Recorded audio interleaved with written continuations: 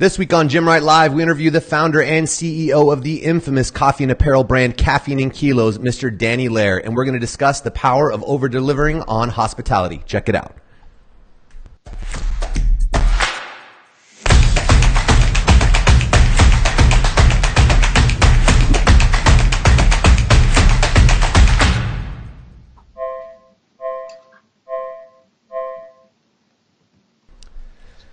Hello and welcome to this week's episode of Gymwright Live. I am your host, Marcus Gurzy, and this week we welcome to the show a very special guest, Mr. Danny Lehr. As I mentioned in the intro a moment ago, Danny is the founder and CEO of one of the most well-known coffee and apparel brands in the fitness industry. He is also a seasoned box owner, veteran box owner, been in the game for 10 years. Danny, such a pleasure to have you on the show, man. Thanks for joining us today. Yeah, man. Glad to be here. Awesome. Tell us a little bit about your background in this industry. You've been in this, as long as I have, you've been in this forever and watched this all evolve. What has your journey been, obviously, as a box owner and starting Caffeine and Kilos? What has your journey been like? So I've always been involved in fitness. I actually started off as a PE teacher. So I taught high school PE for 8 years. I was coaching wrestling. I coached wrestling at the high school level for 10 years. And so that kind of led me to just helping people and really getting involved in fitness. And so then I found out about CrossFit in 2007, started doing that, found a local affiliate that had just opened, and they were in this guy's garage, and they were moving into their first facility. So right when they were moving into their first separate facility, I hopped on board with him, and we kind of started this thing, and that started CrossFit Excel. And then now it's been 10 years. As of 2018, we've been in business 10 years. And so about 5 years ago, in 2013, we started Caffeine and Kilos. I did with another couple of business partners there. And that's been growing, and that's been a ton of fun. Love that. It's just really cool to just be able to spread the message, positive message, and active lifestyle. Doing that helps us get a little bit more outside just our local community here, which is what the gym is so good for, is spreading that message of a positive lifestyle, active lifestyle, healthy fitness, that type of stuff in the local community. So it's really kind of a cool 1-2 thing, is the local aspect and also the international aspect. Yeah, I love it, man.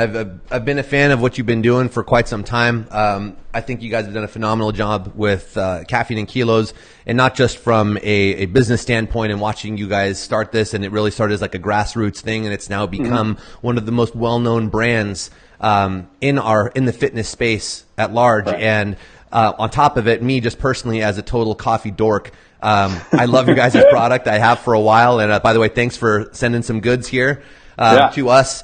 And for those of you Gymwright clients, you guys will be getting some treats from me in the mail, courtesy of Danny as well. But excited to have you on. Today's subject in particular, hospitality and how to over-deliver on hospitality in the gym business, is something that's very near and dear to my heart, as I had cut my teeth originally in the hospitality industry working with the Ritz-Carlton, and it was just such a transformational period for me in learning how to apply customer service on a totally different level. And in the fitness business, as gym owners, it is just so wildly apparent when someone is not giving a shit about that hospitality factor. And yes, they may be a great coach and understand movement well, but if people don't feel taken care of and they don't feel like you're anticipating their needs and that the facility reflects all this, you're kind of missing the boat. It's kind of the whole game we're playing, right? That's exactly it. It's all about making people feel welcome, and that's how you really grow that community. If people don't feel welcome, they're not going to be comfortable. If they're not comfortable, they're not going to be open and make new friends. They don't make new friends. They don't become part of the community. And at that point, they're just showing up somewhere and paying a lot of money to work out, and they can do that anywhere. Yep, 100%. And especially, too, I think there's something to be said about us as box owners in that we're at the premium end of the spectrum for what people are used to paying for a gym membership. And I just find it such a disconnect when the service experience isn't also a premium service experience. It's not just that the product or the service is a better service. It's that the overall experience, I think, has to be elevated to match the perceived value of the member. And they're thinking, hey, I'm used to spending $30 on a gym membership. Here I'm spending, maybe close to $200 or more than $200 for a gym membership. Although, yes, it's coaching now and there's all these things that come along with it. It's a missed opportunity to not also have everything else match it, because then it feels cohesive. It's all congruent. And it just adds a level of professionalism to the whole thing. Yeah. I agree, and I think it all starts when they first call to sign up, or they first express interest, when that lead first gets contacted. We have some people might refer to him as a guy in sales, whatever. We actually call him our ambassador. Like, he's our community member ambassador. He's the one who contacts leads. When they come in, they do an intro with him, and then he follows up with them as they go along. Mm-hmm. And so when they go to do their on-ramp with a different trainer, he meets with them that first day. They meet that other trainer and introduces them. And the first time they go to a group class, he's there at the group class, and he introduces them to the coach of that class, and actually runs the first 5 minutes of class in order to do an icebreaker and make sure they know other people in that class. And then once they're kind of in the flow of things, he continues to follow up them at least once a month for their first 6 months after that, just to make sure they're comfortable and see if they need anything, if there's anything we can do better to serve them and all of that. So we have someone that's his entire job is basically just the client ambassador, making sure they're taken care of and they kind of get, into the fold the right way and the way that we want them to, Absolutely, man. I love that. How long have you guys been doing that? So we actually just started that last November. So we've been doing it about 10 months now. And since we made that change, our increase in new members has actually doubled on a monthly basis. Nice. So we're getting two to three times the members joining since we started that new system. And part of that is just when they come in for the intro, they just feel like they're being well taken care of. They know they are, and they kind of get that impression right off the bat. And so they're more willing to sign up and commit to what they're doing. And then they've been sticking around. So yeah, it's been really cool to kind of watch that happen. Yeah, I love that, man. I love hearing when a gym owner is really taking that extra step to really make that first phase of someone's experience with you at your gym 5-star like that, because it just makes all the difference in the world. And someone's going to feel not only welcome, they're going to feel like they matter as an individual, that there's someone there that they can go to, that if they have questions or they feel lost or confused, or there's a million different scenarios, little micro scenarios that can come up in someone's first 6 months. And if you can get them over that hump, still feeling like $1 million, there's a really good chance you've got a lifer. And that's the business we're in. We're trying to stack lifers, right? We're not trying to have a revolving door effect of, great, I gained 20 members this month, but 3 to 6 months from now, half of those are going to be gone.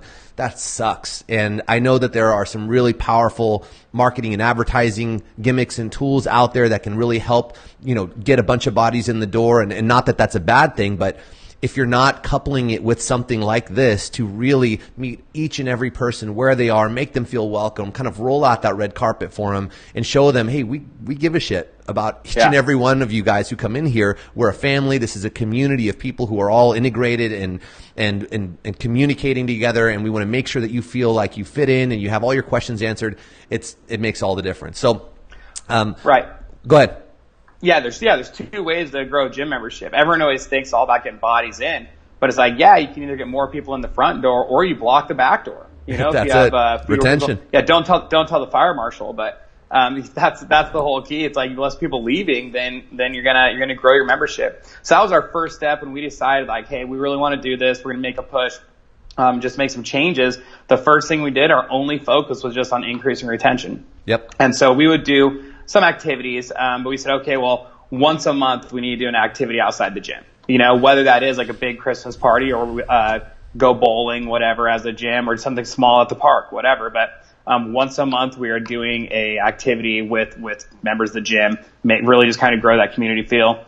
And then once we had that, and once that started to be like clockwork, where every single month we had something going on, okay, then we can move on to the next step. Now let's work on solidifying our introductions and our funnel as far as people come in. Once we have the lead, how do we get more of those people actually in the door for the intro and then onto memberships? And then once that's going on, they're part of the community, they're involved in the activities. And that's another part of that ambassador role, is when we have an event, he calls them and says, hey, just, in case you didn't see it or whatever, we have this event coming up. It'd be great if you go.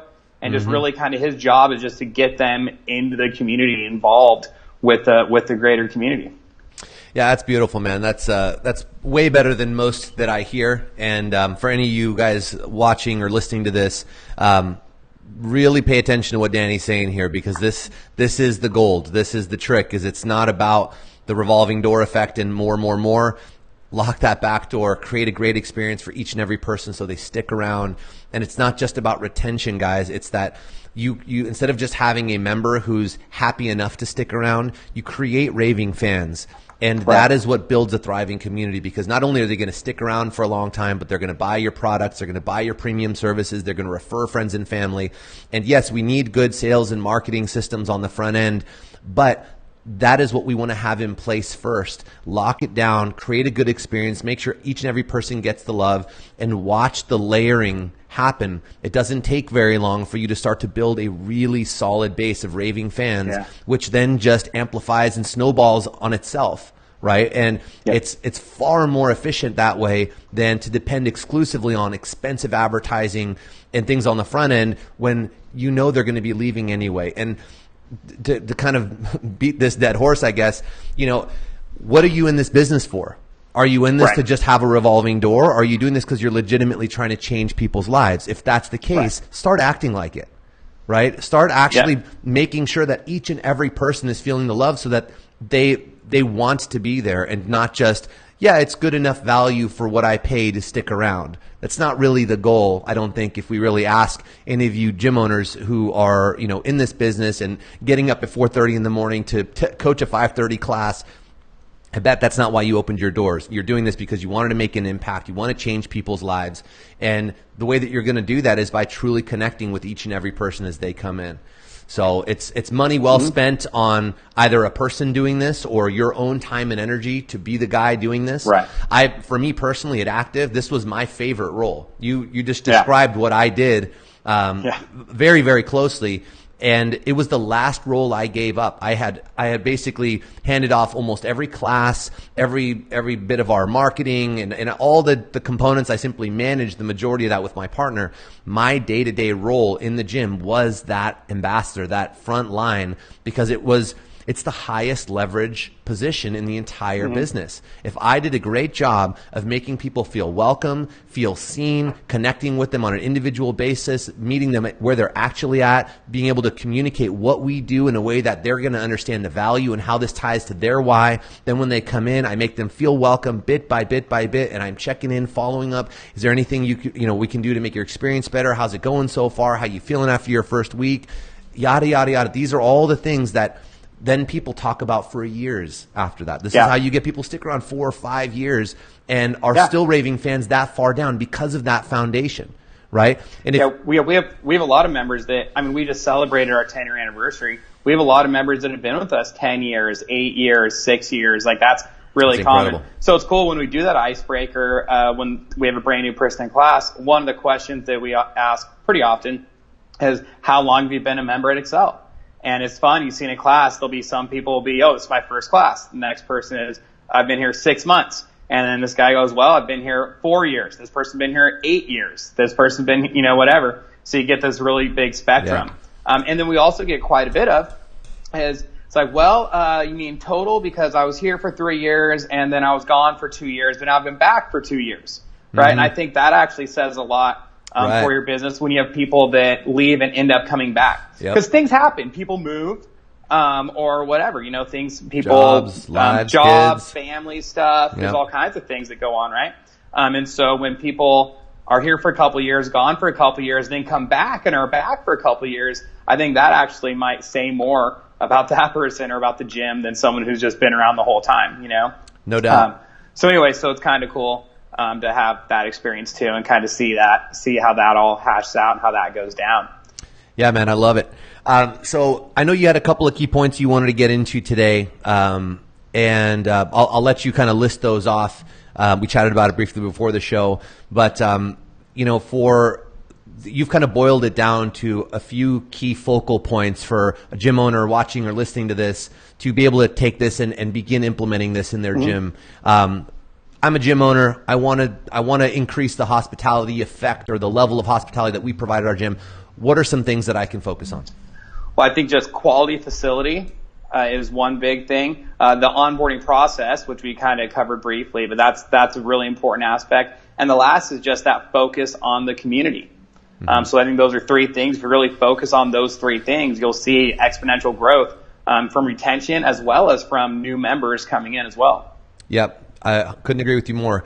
Now, question I always like to ask at the top of the show is, why should a gym owner care about this? I mean, we've already danced around a few big selling points around this, but around those 3 points in particular, why are those the focal points?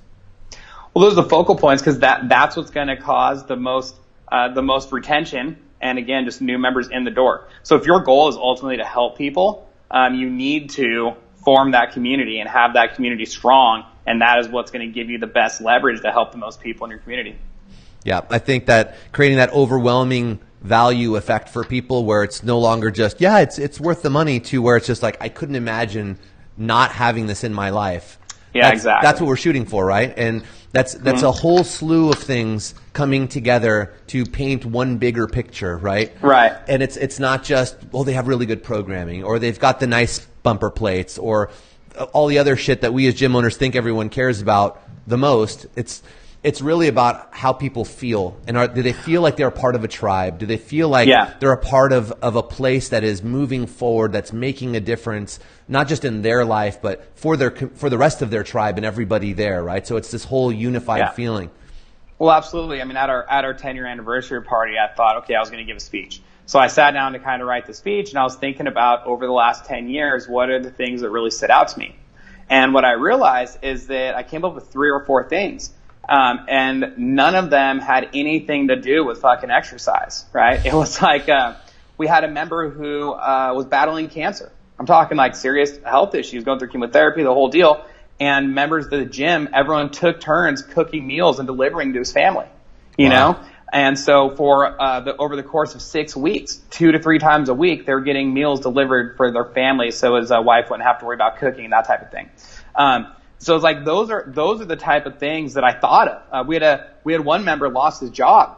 And so some of his buddies came in and they said, hey man, we know what's going on with this guy. Just let you know, do not cancel his membership. We're all going to pitch in and pay for him and his entire family until he gets back on his feet. Wow. And so those are the type of things that I think about. When I do think over the last 10 years, and so those are also the type of things that make people feel not just like they're going to the gym, but it really is that second home. You hear about that a lot, right? It's like that second home, or that third place. Sometimes people refer to it as third place. Exactly. Yep. Right. You have work, home, and then where's that third place where you spend your time? And so that's really what the gym, can be, and really should be. And that just has such a big impact. So we talk about it with our trainers all the time. Is like our main things. Like if you're making a decision, right? We have a 3-step process. Like any decision you got to make, like I will 100% support you if you just go down this order. Is number 1 is safety, right? Obviously safety is most important. If that's not in place, nothing else matters. And then number 2 is community. That's that second thing. What is best for the community, right? So even if it's somebody wants to do their own thing in the corner, okay, well, first of all, is it safe? Is he going to hurt anybody or himself, right? Okay, if it's plenty safe and that's not an issue, number 2 is community. Like, how does that affect everybody else that's in the room, and what does that do for the community of the gym, right? And then the third one after that is coaching. Ultimately, how can I help that person the most, right? Yep. So it's every decision we make is in that order. It's safety. That's like a given. I almost feel like that one's silly to include, But then after that, it's all right. The next thing is community. What is best for the community? And then after that, how can I help this person the most? Because if they don't feel like they belong, if they're not comfortable, they're going to leave, and we won't even have a fucking chance to help them. So if you want a chance to help this person, they have to feel welcome. Yep. Yeah, it's well said, and I love that, because it's if someone doesn't feel connected and cared for, and like they as an individual are being considered, then they're not going to give you access to the real stuff. And Exactly. If you don't get access to the real stuff and have an authentic connection with someone, it's all going to be superficial, which means you are one mistake away from the perceived value going down the toilet and everything is a mess. Yep. But when you can connect with someone authentically and they can feel it, then the details aren't even as important anymore, right? It's that you get more slack, and not that we need the more slack, but it allows us to be more real, right? And it allows us when we're in a relationship centric business as a box owner to be people and to not be perfect all the time, even though we're trying our best and we put all these things in place to do our best. People are there to support you because it's you and your tribe now. And it's not just, well, the interaction's worthwhile for now, but as soon as something goes sour or they raise their prices, now all of a sudden it's like, whoa, hands thrown up and disconnection, right? And ultimately that's what we want to build our business around is that yes, systems and all these things that go into running a business efficiently and consistently and in a measurable, repeatable way. This is all then the professionalization of it, but what does it come down to for the member is that connection. So I want to dig into the first subject. So quality of facility. Where can someone begin with that? Well, I think it's one of those things where a fresh pair of eyes is what's important there, because you're in your facility every single day, right? And so you just don't notice stuff. Like there's that hole in the wall from the barbell that's been there for 2 years, and you don't even see it when you come in anymore because it's just a part of the gym now, right? Or what is when someone opens that door or first steps foot in, like what is the first thing they're seeing, you know? And I think that taking another look at that, like I said, from a fresh set of eyes or however you want to say it, really makes a difference, you know, or you could even have someone else, have your mom, if they haven't been to your gym, have them come in and say, hey, what do you think? You know, that type of thing. And so that's really valuable because it's the better your facility looks, the more people are going to respect the facility and the more they're going to respect you. And that's the simple fact. And I think the days, not that nobody can do it, but in general, the days of being able to just run a sloppy kind of dirty facility and like, oh yeah, badass, you know, like I think those days are gone, or at least if you want to serve more people, they definitely are. You know, if your entire market are just a handful of people who are embracing that it's kind of dirty and messy and gross and all that, like that's fine, you know, but understand that that's going to be a very small percentage of the population. And so a lot of people walk in, it comes to feeling welcome and comfortable also. So even if you don't have a lobby because your facility is wherever it is, I totally get that, but you just need to have some sort of, just make sure the floor should be clean, shit should be put away, you know? It's just the little things like that really do make a difference when someone comes in. Because I think sometimes people, you know, have this issue or think that people have a problem with the pricing or whatever. Well, look around your facility. You know what I mean? If you walked in there, is that the type of place that you think deserves a premium? You know? Well, we have the best coaching in town. Well, dude, they don't fucking know that. Like, you've never coached them. They don't know what that means yet. Most people don't know what that means. They're not coming from a place of, I'm comparing my old coaching to this coaching. They're coming from, I'm used to going to a gym that I pay $30 a month for, where everything's perfect constantly, but there's no help, there's no personalization, nothing. So you're banking on them seeing something that they've never seen before, right? Exactly. And some people think that has to do with that. Oh, so well, my gym's smaller, so I can't charge that price. Bullshit. Actually, you take that smaller gym, that's just less space to clean, right? It's like how many times you hear from somebody who they bought a really big house. They're like, oh man, now I got to clean this whole thing, or it's more bedrooms to clean, right? It's that same type of thing. If you have a smaller facility, well, that's actually dope because then you can keep it like really fucking clean and it's easy to do, you know? And not that our gym's spotless or any gym is necessarily needs to be spotless, but there's a difference between just being a total mess and being reasonably clean. You know, like I said, stuff is put away. The floors don't have grime that's been there for 3 weeks. You know, that everything's not super dusty. You know, the paint on the walls in pretty decent shape for the most part. You know, and things happen. Obviously, it's a gym, but it's like this: there's a hole in the wall, fucking patch it. You know, that's it. Patch it, match the paint the best you can. Be a professional. Like that's it. It's that easy, right? Be a professional. Exactly. And so. How are you going to feel going to a doctor's office and there's a hole in the wall and there's you know this picture that's sitting in the corner covered under clearly 6 months worth of dust, and it's just like, you know, you might say, you might say like, oh, my members don't care. Well, you know what? Maybe that's true. Maybe they don't, right? But here's the thing: is that new person who walks in the door, who maybe would love your program, would be the biggest advocate for it. Not only could change their life, maybe they need you. Maybe that person walks in the door is a borderline diabetic. They're pre-diabetic. They're coming to change their life. They look around, see this shit show, and then turn around and leave. Right? Well, now you just had an opportunity to change someone's life and the people around them, and you just lost that because you didn't figure out to hang a fucking picture over the hole in your wall. You know what I mean? Like, you don't know how to do drywall work. No worries. Buy a poster. Like, whatever. Just like seriously though, you know, like handyman tips from Danny Lehr. Yeah, there you go. So I think that the quality of the facility, the cleanliness, really makes a difference. And people really appreciate that. And it's, a lot of times the saying is kind of more applicable, or a lot of people would think it's more applicable for, different types of businesses like manufacturing or whatever. But I think it's true for the gym as well, which is that if you need a piece of equipment and you don't buy it, you're ultimately going to end up paying for it and not have it. Right.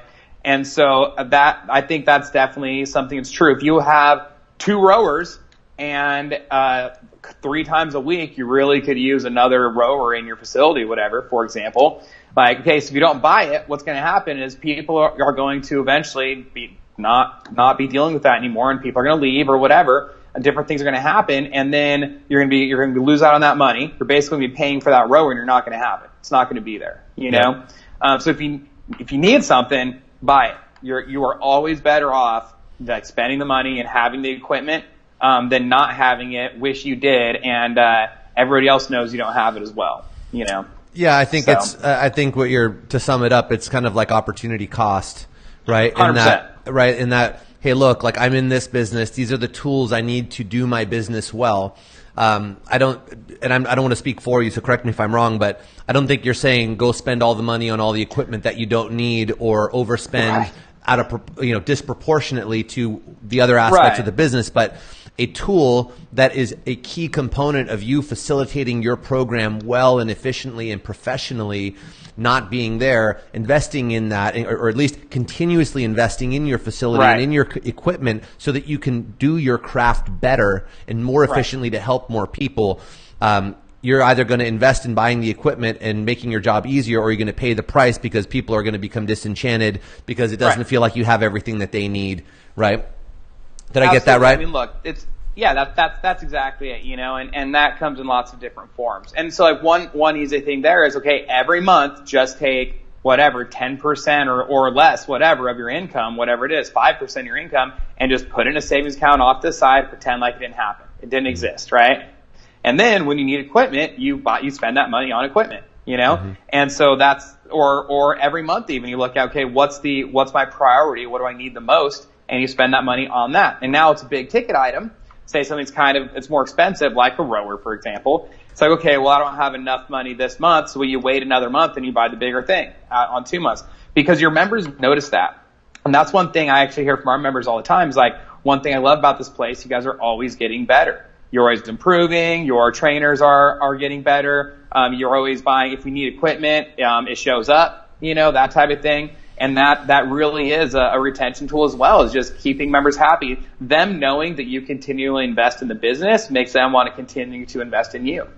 Yeah, we've got a whole system for that we teach our clients through our foundations program, in that we need to be continuously investing in that percentage of the population that is really focused on the facility improvements, right? Because we've identified 3 different categories over the years of where people are measuring that. And this is, keep in mind, beyond you just doing a good job with your core service, but the things that really delight them and create that wow effect. We've identified a percentage care about the facility, a percentage care about training related, and a percentage care about social related things, right? So if you rotate through those things in a regular rhythm, then you're going to constantly be filling the cup for basically your whole member base, right? And that's that continuous reinvestment in the things that they care about. And not everyone's going to care about the shiny new rower per se as much as they care about the social events that you do. But yeah, having a system in place that you're continuously investing in that,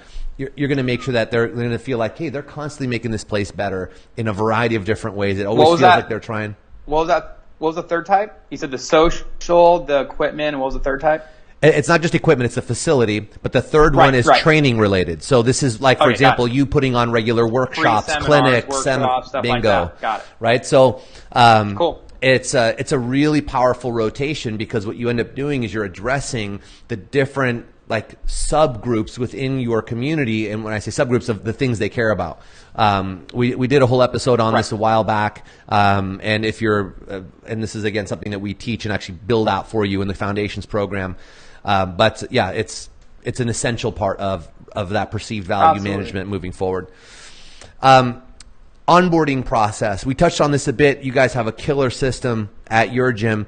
Can you give us some key points for a gym owner who's watching or listening to roll this kind of thing out in their gym? Well, so I think what's really important is that the same person who contacts incoming leads is the same person that meets with them for their intro.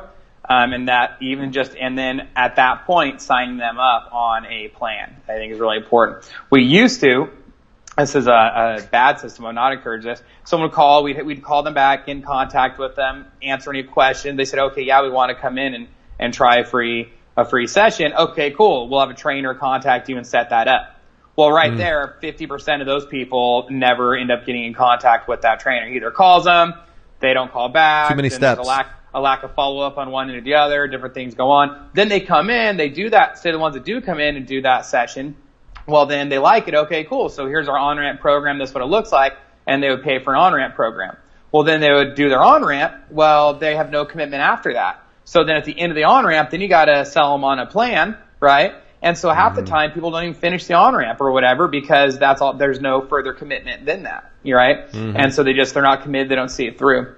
So we just basically took all of that and put it into a system where, again, with our new community member ambassador, and so that's what he does is when any incoming leads that we have, he contacts them, answers any questions they have. His number one goal is to be helpful, right? But knowing that the best way to be helpful is getting them in the door, Right. So don't blow them off, answer their questions, but make sure you always circle back to, why don't you come in and check it out? So doing that. Then when they come in, he runs their intro, puts them through a PAR-Q, right, a physical activity readiness, does their body fat percentage, all that type of stuff, talks about their goals, any issues, puts them through an actual workout. At the end of their workout, sits down and talks about the sickness and health continuum, right, and kind of where you are, or where they are, I should say, where we can take them, how we do that, why do we do the things we do? Why do we believe in the type of exercise we believe in?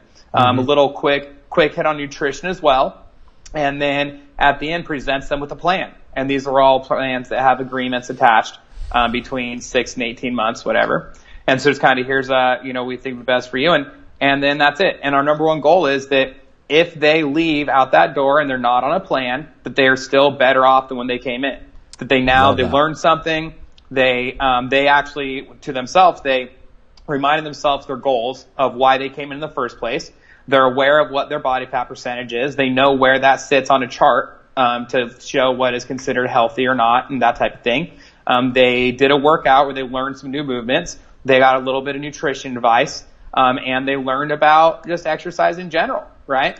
And so if that's it, and we never see that person again, I'm fine with that, because I know that we did what we could. We helped them out, and if they don't want to help themselves out past that, there's really nothing we can do. I mean, obviously we'll follow up with that person a few more times, but at the end of the day, if that's all they get, that's still a win for us, right? Because we're just making an impact in community. And plus, someone else asked about the gym. They had a positive That's experience. it right there. I went there, I did an intro, I didn't join, but I'll tell you what, the guy was really nice. I learned something, that whole deal. So if they do sign up after that, then they a lot of times a different trainer will do their on-ramp. So they schedule, and then as soon as that trainer schedules their first on-ramp system, he then contacts the trainer that did the intro.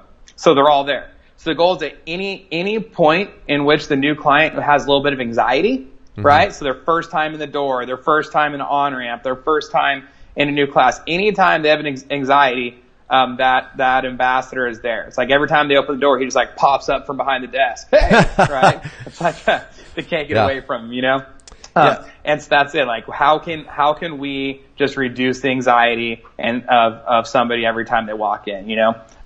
So he's there, introduce them to the trainer, does their on-ramp. They go through 3 more one-on-one sessions. They then do 2 weeks of group classes where we check in on them throughout those 2 weeks. After those 2 weeks, they meet with the trainer one more time, and it's like, okay, what did you do in class that you need work on? What did you feel? What were you not comfortable with? What can we help you with? What can we improve on? Kind of shores up those types of things in that last session, and then they're ready to rock. And so that's kind of a brief. There's more too. That's the bones of it, I guess you could say. And then again, that the trainer does their intro, the ambassador, he then continues to follow up with them every 30 days or so over the next 6 weeks. How's it going? Is there anything I can help you with? He checks their attendance for 6 months every month. He checks their attendance. So he calls them, hey, I see you've, you were going 3 or 4 days a week. Last week you only went once or twice. What's up? Is there something I can do to help you out? What can I do better? What can we do better? It seems like I know you've been coming 4 days a week for the last 5 weeks. That's fucking great. Is there anybody you have that you think could benefit? Like, do you have any friends, any referrals you want to bring down? That type of thing. Yep. And it's just kind of staying in touch with them and making sure that we are doing the best we can, helping them out. I see even going to 8:30. Frank's your coach. What do you think of Frank? Is there anything he could do better that you maybe, are a little embarrassed to say? Anything I could pass along to him? All these types of things. Our entire goal is just how can we better serve them? And the only way to know that is by asking, right? Danny, you just gave a masterclass on onboarding and integration.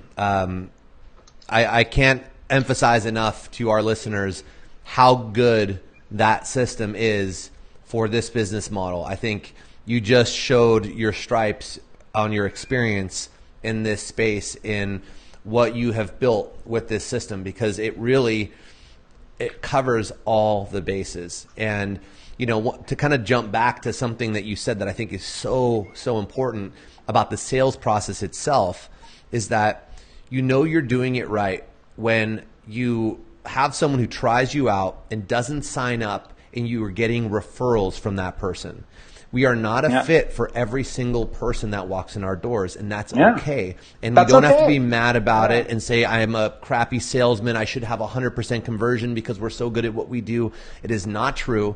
We don't apply to every single person. We can help a lot of people. We can probably help most people who reach out to us, but not everyone. And when someone comes in and they express interest, we want to give them all the love, connect with them, show them what we do, give them the opportunity to make a good decision around their health and wellness. And if we are a good fit, if I did my job right, you're going to join and move into this beautiful process you laid out. And if not, that's okay. Maybe because finances are a real thing. Time, convenience of schedule, that's a real thing. And these things maybe 6 months from now, that it is a good time. Correct. And this person, I tell this story whenever I teach our sales system, is that when I was running Active and doing this process that you're talking about, and I had people who would come in, there was a day where I had a gentleman who I was going through the intro, and he said in the initial phone conversation, like, oh, I was sent to you by Steve. And I just made the note of it then. And then when we're doing the intro, I'm like, you said you were referred by Steve. Are you sure it was here? We actually don't have a Steve. And he's like, no. He's like, oh, he's not a member here. He did an intro with you like 6 months ago and was raving about his experience. He was in between jobs, so he couldn't afford it. And we were at a party and we were talking about gyms, and he was just raving about his experience with you and how he was looking forward to coming and joining your gym when he could actually afford it. And it just blew me away. The gentleman ended up signing up, and guess what? Steve ended up coming back and signing up a few months after the fact. There it is. And what does that say about what we're doing in our community? This isn't just about winning sales and getting money in the door and being profitable. Yes, obviously that's the game we're playing.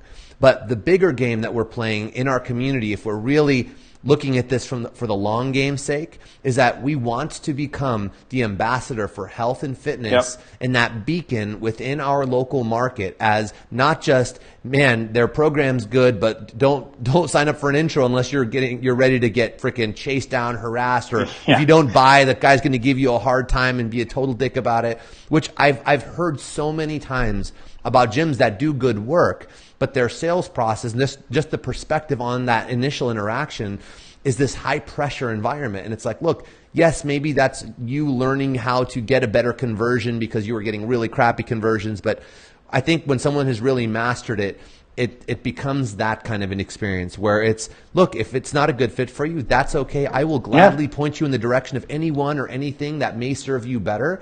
And that's totally okay, because I just want to see you be healthy and happy. We want to make sure that if you're here, you love being here. And if not, I want to make sure you love wherever you're going.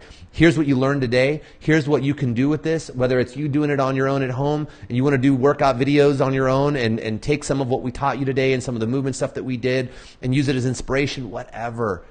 We wish you the best, and we'll be here doing our thing. If things change for you, let me know. I'd love to have you as a part of our community. Absolutely. And it's just like that first phone call when you call them back and you're trying to get them to come in for the intro. It's like the number one goal is to answer their questions and help them. That's it. Build rapport. That's it. The number one thing. Now, again, we know the best way we can help them is getting them in and doing an intro. So we need to keep that on top of mind. But that doesn't mean be cryptic and, oh, well, why don't you come? Oh, we don't give prices over the phone. Oh, we don't do this over the phone. Like, are you kidding me, man? Like, answer their questions. Help them out. They called for help. Help them. Right? And then, again, let's try and get them in, because that's the best way that we can, in fact, help them. And kind of with that system, how that works now is where it sits at is about 50% of the leads actually come in for an intro, and then about 85% of the people that do intros sign up, right? So if you know those numbers, then it's like, okay, then it's pretty simple. If we're low on leads or don't have very many leads one week, then we know, okay, it's time to let's start calling some old leads and getting some people, getting a hold of some people, because you just know your numbers. 50% of the people that inquire are coming in. About 85% of those people are signing up, right? Mm-hmm. And so it's just laid out pretty clean there. And I'll tell you what, for the person who's doing those intros, that's also a pretty good feeling, knowing that, of all these people I call, about half are going to come in. So don't stress off the ones that don't. Mm-hmm. But then also knowing that when people do come in, I'm looking at an 80 to 90% chance that they're going to sign up on a plan. And so if the person doing the intro knows that they've got an 80 to 90% chance this person's going to sign up, I mean, how much harder are you going to try, and how much more value are you going to give to somebody when it's pretty much an ace in the hole? Right. If your system is kind of sloppy and you're not doing a very good job and you're only closing 50% of the people that come in, that can be discouraging. And then you start kind of not doing such a good, a little frustrated sometimes, or why bother? This person's probably not going to sign up anyway type thing. Whereas if you got it nailed down, you have that good 90%, 80, 90%, it's like, all right, really put a lot of effort in and do your best knowing you have a good shot. I got a question for you, and this is actually popped up in the comments here as we were chatting about this. And it was, how are you compensating this person, the ambassador? So is this an employee who you've got either on an hourly, and it's not just, hey, if you sell the person, you get it. How are you approaching the compensation with this person? So that person, they have an hourly wage, and then they also get commission based on the total value of the agreement.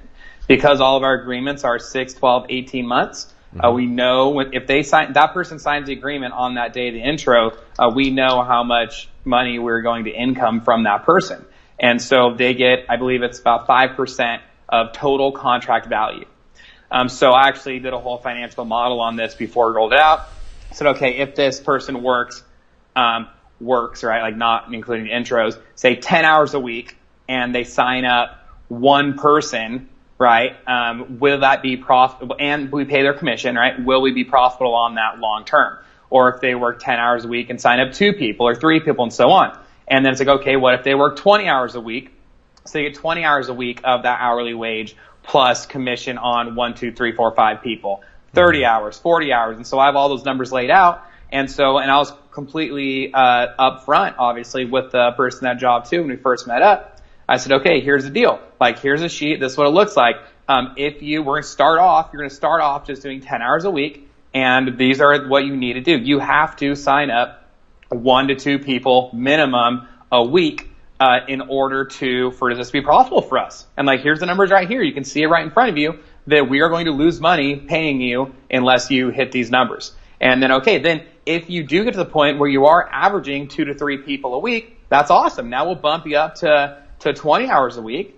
And at those 20 hours a week, though, comes more responsibility. You now have to sign up 3 people, you know, and as long as you're signing up 3 people or more a week, then the gym is going to be making money. If you only sign up 1, 2, 0 people that week, then we are losing money on your salary. It's just completely upfront with them. And you can do the financial modeling yourself in a spreadsheet. If you have just a little bit of spreadsheet kind of know-how, you can work that out, because you know their commission is 5% of the total income. If you know what your plans are and all that, and you pay that commission up front. And so a lot of times a new person signs up, you know, we may actually lose money on that person in month 1 and 2, but we know starting month 3, if they're on an 18-month contract, I don't give a shit if it takes 4 months for us to start making money off that person, because overall we're going to be positive. Mm-hmm. So when we first implemented it, it's kind of funny, you know, okay, well, so for the first month, it's cool. The second month, we're going to be down a little bit. Like, we're going to take a loss. But then on the starting month 3, we should be pretty dead even. And then month 4 and on, we'll be, you know, in the black, positive, right?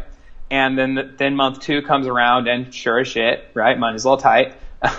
But then when month 3 comes around, month 4 comes around, all of a sudden that number starts going up. It feels really good. Say, man, look, you know, it all modeled out. But when it actually happens, that's a good feeling also. So, I mean, that's the whole thing, is you got to know that total value, lifetime client value. And this isn't even going off lifetime client value. This is just purely off contract value, agreement value. So if that person is a member for longer than that initial agreement, then that's all honey. That's all on top, you know? So the financial model is built out entirely assuming that these people quit at the end of their 6 to 18 months, which is not the case for the vast majority of people. Right. So it's kind of like you build your financial models out based on worst case scenario, and then you're always safe. Right. Because you're not even factoring in average retail sales per person, or the guy who's there for 8 years, the premium service sales that you do. I mean, it's what you're breaking down here is really, I think, the part that a lot of people, because they're newer in business, they start their gyms, they don't have a background in business, they don't really think about it this way. They think, well, if I don't make money day one, then I can't do it. It's a poor decision. But really, the name of the game is, oftentimes a very short-term investment is going to pay dividends long-term. Right. Because you're creating that better experience, you're creating someone's role around, bringing everybody in with that love. And it's like, so what? You lose. It's like a referral, right? It's like if you have referral incentives, people are like, why would I give away anything for a referral? I'm like, you're crazy. This is literally the highest quality lead that you can get from someone who's existing. This person's going to have the highest likelihood of signing up. They're going to integrate faster because they have a buddy they're coming to class with, which means they're also going to be buying stuff and showing up to all your stuff, and they're going to be more likely to refer someone as well. Like, dude, this person's worth thousands and thousands of dollars. You're not willing to part with $100 or $200 or whatever for. And the person that referred somebody is more likely to stick around longer because now they have another buddy at the gym. Bingo. It's double. It's a quadruple edged sword. And it's the same thing like this system, right? It's not just the sales piece up front and you're thinking like, man, that's a lot I'm giving away to a salesperson, and what if they don't sell? It's like, dude. If you look at it like you're paying them hourly, then you're paying them 5% of total contract value commission, and then on top of that, then the person goes on their on-ramp, and they don't pay separately for the on-ramp now. That's just included in the plan if they sign an agreement, right? And so it's like, well, then I'm paying these 5 PT sessions out of pocket, right? And so, and the person paying their normal. Well, right. Absolutely you are. If you add all those up, it's going to end up being about 3 months of this person's payment, right? But then what happens after 3 months, right? And what happens when this person sticks around longer? You're banking on the fact. Yeah, you're banking on the fact that I know that when I do X, Y, and Z, it's going to build a meaningful relationship. They're going to have a proper perceived value around what we do. They're going to have someone who's going to hold their hand and make sure that they stick. It is a win-win-win across the board. Everybody wins in this. And remember, we're in the long-term play game, not the revolving door game. So I'm going to do the work up front and invest. Right, exactly. That's the point of the agreements. It's the point of the system.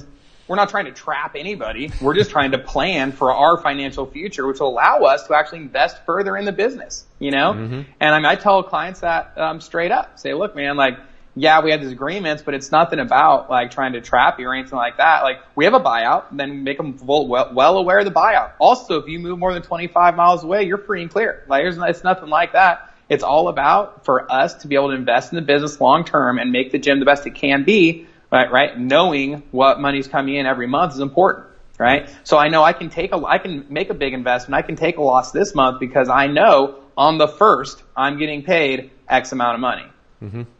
Yep, love it, man. All right, so third point, focus on community. Where can someone begin with this? I think the biggest thing with that is just start with events, you know, and it seems funny doing like little events. They don't have to be big, extravagant, expensive. Like, dude, do a workout at the park on Saturday. That's it. And tell everyone to bring a friend. It's that simple. Now you want to get more into it. Things we've done that have been a lot of fun is bowling. Contact the bowling alley. Hey, how much does it cost just to rent 5 lanes? That's exactly the example I give actually when I teach the whole perceived value system is the bowling lane example. Because it's like, well, how much does it cost you to pay for 5 lanes and to like buy a round of beers and some whatever? I need 10 pitchers of beers and 5 lanes for 2 hours. It costs you $400 and you have 50 people there having the time of their life. You're getting content. You're having fun with your staff. Everyone's bonding. It's priceless. Are you kidding me? For the $400 or whatever it costs you to put that on. Do one a month. It's priceless relative to the retention it's going to create for staff and members. And we have a Christmas party, which is just, this thing's off the hook. It's out of control. And so we do it at the gym, but like it turns into Club Excel. We say it's like a joke, but we have like this we cut all the lights, we hang Christmas lights all around, like on the pull-up rigs, we like wrap everything in Christmas lights and get it. We do have a lobby, so we like pull the couches from the lobby, into the gym, into like a corner and make like a little, lounge area in there. VIP, champagne room. I've got a buddy who's a DJ. Like, everybody knows somebody who will DJ for him for pretty cheap, right? Yep. And so he just won't stop. He'll go until people quit dancing. It's that simple, you know?